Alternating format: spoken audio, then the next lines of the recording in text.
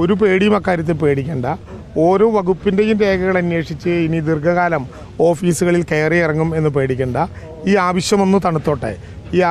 ഈ പ്രശ്നമൊന്ന് നമ്മുടെ കണ്ടെത്തൽ ഒന്ന് തണുത്താൽ നമുക്ക് ഒരു പൊതു അദാലത്ത് മേപ്പാടിയിൽ വെച്ച് തന്നെ നടത്തി എല്ലാ വകുപ്പുകളെയും കൂട്ടിയോജിപ്പിച്ചുകൊണ്ട് ഏത് വകുപ്പിൻ്റെ കയ്യിൽ നിന്നാണോ രേഖയാണോ നഷ്ടപ്പെട്ടത് അവർക്കത് കൊടുക്കാൻ കഴിയുന്ന വിധത്തിലുള്ള സൗകര്യമൊരുക്കാം. ഇപ്പോൾ ഇന്നലെ ഞങ്ങൾ പുത്തുമലയിൽ നേരത്തെ നമ്മൾ ആ നടപടി ചെയ്തതാണ്.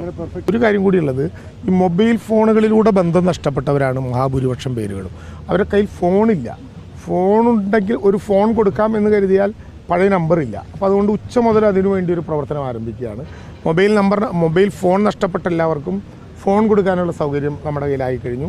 അതോടൊപ്പം തന്നെ ഇപ്പോൾ ഫോൺ നമ്പർ ഓർമ്മ വെച്ചെടുക്കുകയാണെങ്കിൽ തമ്പ് വെച്ച് വേറെ ആധാറും ID കാർഡും ഇല്ലാതെ തമ്പ് വെച്ച് അയാൾ തന്നെയാണോ എന്ന് ഉറപ്പ് വരുത്തി സിം കിട്ടാവുന്ന വിധത്തിൽ നമുക്ക് ഒരു സംവിധാനം കൂടി ഇന്നലെ ഞങ്ങൾ ആലോചിച്ചിട്ടുണ്ട്.